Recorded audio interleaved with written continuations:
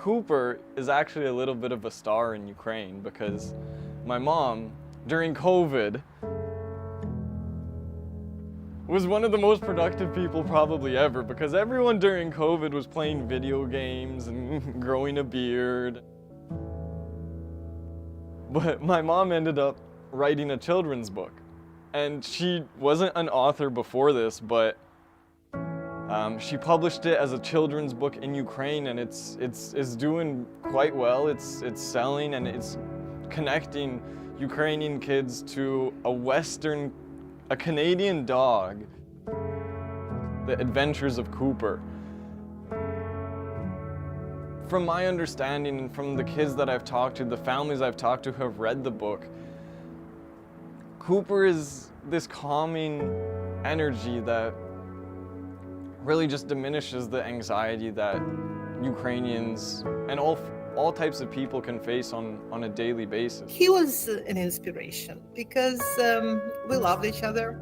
He was sitting on my lap, looking at me and trying even to hug me with his paws. And I just opened the computer and I thought, oh my God, I just want to write something about love, because I wanted to express my feelings to a dog. So I started writing as a dog.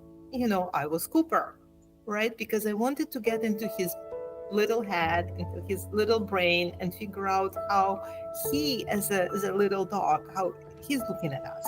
So I kind of started writing, and the words were just coming to me, right? So basically, the whole idea of this book is to share love, and basically show to people that our pets, they love us so much, and they deserve our loyalty and our love as well.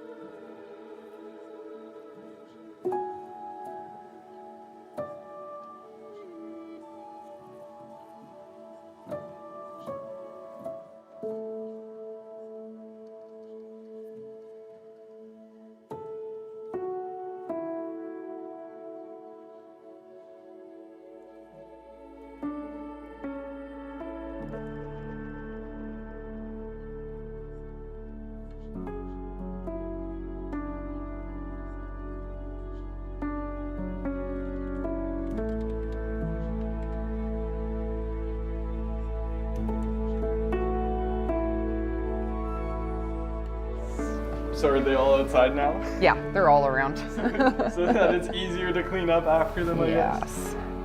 Awesome. What other animals are outside? Can we head I'll out? show you, yes. So this is the outdoor area for the bunnies. I firmly believe every animal should be able to go in and out as it likes. The only time we close up the doors is about 2 weeks in winter. And we got to. It gets to like -20 with winds and stuff around here. But other than that, doors are open. People just go in and out as they want. And I've discovered with bunnies in the last few years, the higher the better. They're always up here. They want to be up here. They want to be on the roof. That's why they have a 3-level apartment inside, because they always want the top shelf. And they don't pay rent. They don't pay rent and they don't jump out.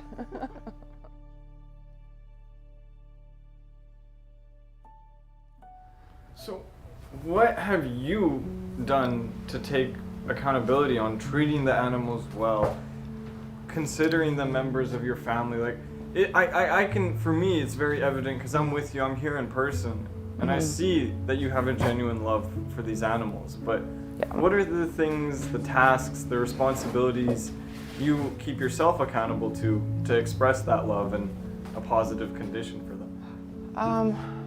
Their basic needs have to be met. I'm very strong with that. To me, that's a no-brainer. That comes with like the feed, clean feed, quality feed, clean water, scrub those bowls every day, give them bedding every day. They gotta lie down somewhere. It's gotta be clean and dry. It's not just throw the horse out there and they'll figure it out. I'm Hannah. Hi, I'm Max. Nice to meet you. Yeah, nice to meet you, Max. Welcome to Rabbitats. I'm the shelter manager on location here. I'm so excited. So this is Rainbow. This is the bunny that I mentioned earlier who lost his home and his family because the co-op that they moved into discriminates against rabbits. Said that it would have been okay if he was a cat or a dog, but he was a rabbit and he could not move in with them. So after living with this family for 4 years, he was rescued from the Richmond Auto Mall, and they named him Rainbow, and definitely a big part of the family. They have children and everything, and they had to give him up. And as I said, it was doubly sad because they lost their mom, their human mom in the family too. So they had to move their house and they give up their bunny.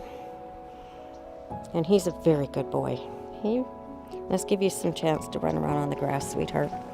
Yeah.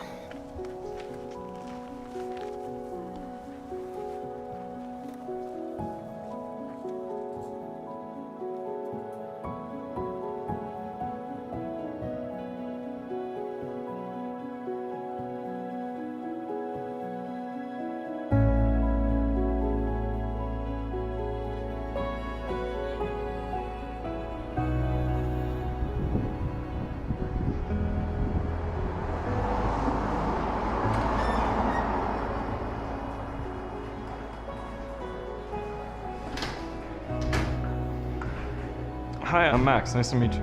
Hi, I'm Allison. Nice to meet you. Welcome to the Bunny Cafe. I'm so excited. So there's a lot of misinformation out there in terms of taking care of bunnies. One of them is bunnies can never be kept in a cage. They need a lot of room to run around, jump, play, do whatever they want, live their happy bunny lives, and a cage just isn't sufficient. So they definitely need lots of space. Also, they have a very specific diet. They are herbivores. And most of their diet consists of hay. It's the most important part because they have very sensitive digestive systems, so they always have to have lots of inputs, lots of outputs too. And then all the bunnies that you see at the parks, especially around the Vancouver area, most of those bunnies are actually not wild bunnies. They are domestic feral bunnies. And a lot of people think that they're really cute and they're happy, and the reality is that a lot of them are actually sick. They carry diseases, parasites, and they don't live very long lives, only like about a year or so, whereas like a house bunny like Cody and Julie here, they have a life expectancy of like 10 or more years. And so I'm just curious as well, because you're talking about, you know, the care that you guys provide and how you guys rescue a lot of these rabbits.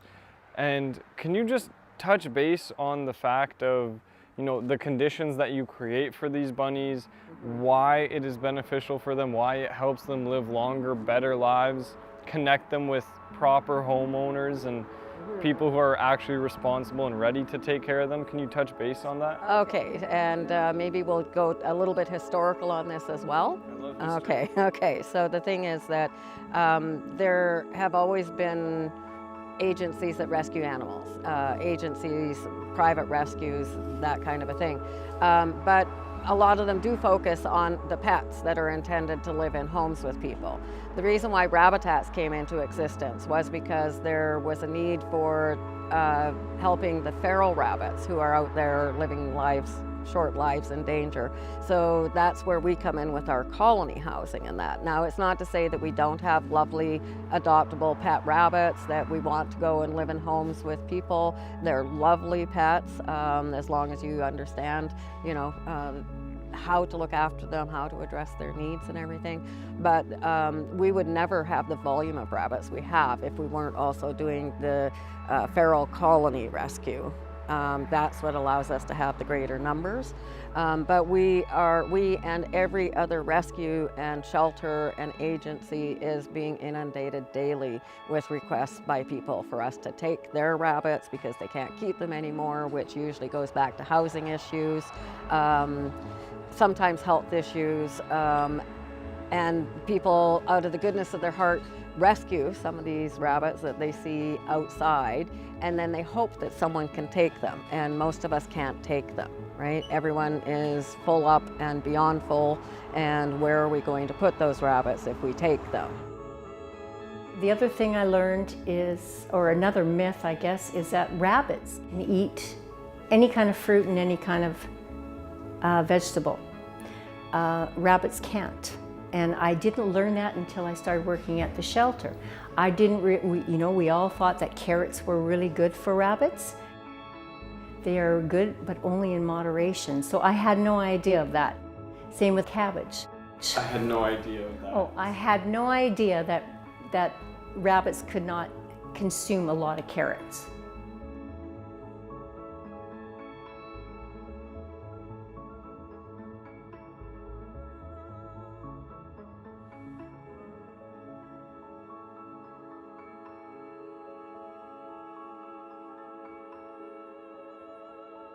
At a very basic community level, we need people to understand that we want to know about the rabbits who are at risk, and if we could, we would rescue them, but at least knowing where they are, we keep a database so that we're aware of where the rabbits are. And sadly, a lot of times the few rabbits that do come to us lately are either sick or injured. And then it's truly a compassionate thing that you can't leave this animal suffering, that kind of a thing. Although there's other agencies who actually have the mandate and the funding to do that, right? But that doesn't always happen. So then again, the rescues who don't have funding, we operate on donations and that, and then often we end up being the ones to step up for these sick or injured animals. Because how can we not? Oh yeah, I could take care of them. Wait, are there different kinds of bunnies? Do they have special needs? What should I do if I want a bunny? So all of our rabbits are European domestic breed rabbits, and then there's breeds within that. There's smaller ones which are dwarfs, and the larger ones which are Flemish giants, and like the giant breeds, the New Zealands, the Himalayans, and then just like everywhere in the animal world, there's just a whole lot in the middle that are mixed breeds, and that's where they're actually healthier. Mixed breeds are generally healthier than any purebred. But what does healthier mean? Does that mean that they live longer? Potentially, it's just that their whole systems are stronger. Their immune systems, everything else. Maybe that's not the right way to put it, but yeah. So there's inherent weaknesses in purebreds, especially if they're a created breed, which happens, where like all the animals with the squishy faces, that's not natural. So then they tend to have respiratory issues, that kind of a thing. Rabbit ears are meant to be up so that they can hear things and be aware of their environment, but there has been this breeding of rabbits that have the down ears, the lop bunnies, and then they're more prone to ear issues. It's not what nature intended, so. So how much would you say that humans have stepped in and altered rabbits and the evolution of rabbits for the negative? Because it seems like what you're doing is extremely positive and extremely important, but it seems like you're, and correct me if I'm wrong, but it seems like you're almost like having to fix the problems that other people have created for you now. Yes, and it's not just in the rabbit community, obviously it's throughout the animal world, but yes, we're talking about rabbits, and yes, there's certain breeds that are just so much more prone to medical issues, and then it ends up costing the pet owners or us as a rescue a lot of money to deal with those medical issues, and we know that it's, they've drawn the short card genetically because of what their breed is. Because it is a hard thing for people to deal with these rising food costs of not only pet food, but people food and utilities, gas, all that kind of stuff works together to make it financially harder to take care of an animal. And even with that, it's access to medical care. So our vets are completely overrun, and it's really hard to find veterinarians in some cases, in which case we do get some people asking to surrender because they don't have the money to spay or neuter their animals. And if that's something they want to do, say they have 2 unneutered animals, they don't want to have more. stuff like that, or accidental litters that people have because they weren't able to afford or find somebody who could spay or neuter their animal. And I just want to expand this question into the partnerships that you have with organizations like BCSPCA. I think I said that right. Yeah, so the SPCA has actually been supportive of us. One of the main ways is that they actually have a hospital that they use for, health and treatment and surgeries. And we, especially because of our rescue model and the sheer volume of rabbits under our care, we end up with a backlog of rabbits who need to be spayed and neutered, because of course you do know that the first premise of rescue is no more babies. No more babies. So everyone needs to be spayed and neutered before we put them together into colonies, before we adopt them into homes. They can go as fosters, but we won't adopt until they're spayed and neutered.